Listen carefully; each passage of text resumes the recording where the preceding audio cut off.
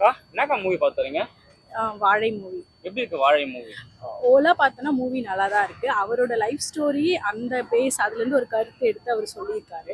அது அவரோட பெயினில் அவரோட இடத்துலேருந்து பார்க்கும்போது ரொம்ப பெயின்ஃபுல்லாகவும் நல்லா இருக்குது. பட் மிச்சப்படி நீங்கள் ஃபுல்லாக ஓலா படம் எப்படி ட்ராவல் ஆகுதுன்னா கொஞ்சம் நார்மலான படமாக தான் இருக்குது. அந்த கிளைமேக்ஸ் மட்டும்தான் கொஞ்சம் ஃபீலிங் ஆகிற மாதிரி. நம்மளை அந்த இடத்துல வச்சு பார்க்கும்போது நம்ம வீட்டிலேருந்து ஒருத்தரை இழந்துட்டோம்னா அந்த மாதிரி ஒரு சூழலில் எப்படி இருக்குமோ அந்த மாதிரி இருக்குது. ரொம்ப கொஞ்சம் பெயின்ஃபுல்லாக இருக்குது. லாஸ்ட்டில் கிளைமேக்ஸ் ரொம்ப நல்லா இருக்குது.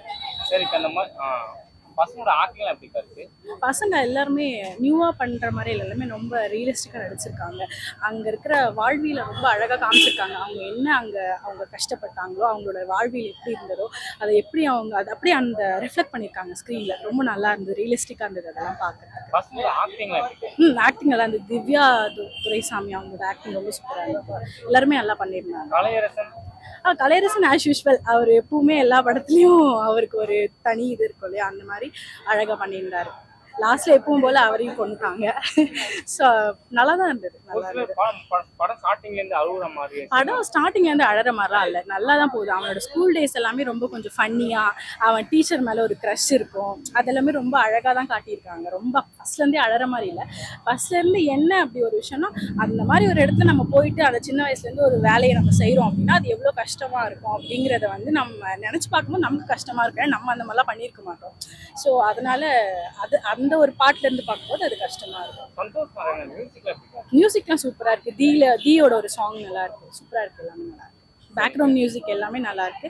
லாஸ்ட்ல வந்து ஒரு கும்மி சாங் மாதிரி அவங்க இறந்துட்ட பிறகு கிராமத்தை பாடுற ஒரு வழக்கம் இருக்கும் இல்லையா, அந்த மாதிரி ஒரு சாங் வைக்கிறாங்க. அந்த சாங்ல வர லிரிக்ஸ் ரொம்ப சூப்பரா இருக்கு. அதுதான் மேபி அந்த லிரிக்ஸ் தான் நம்ம ரொம்ப அழ வச்சிருமோ அப்படிங்கிற ஒரு இது.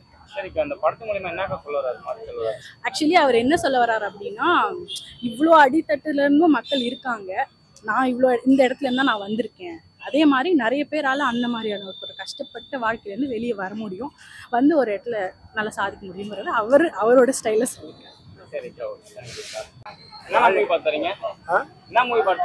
வாழை எப்படி இருக்கு?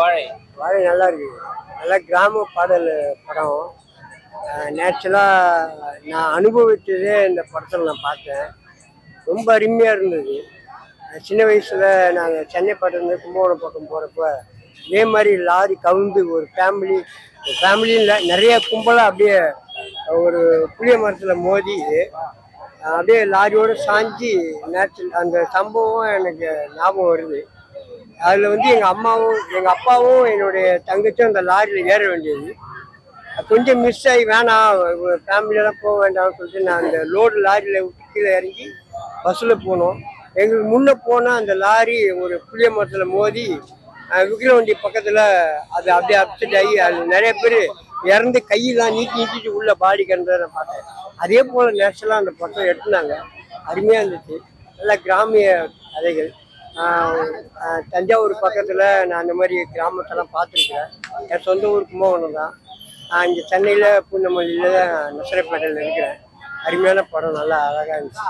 நல்ல அதாவது ஒரு குடும்பம் கிராமத்தில் எப்படி பாடுபடுறாங்க, கஷ்டப்படுறாங்க அப்படின்ட்டு இந்த படத்தில் எல்லாம் இன்னும் சிஎம் வரையும் அதை பார்க்கலாம்.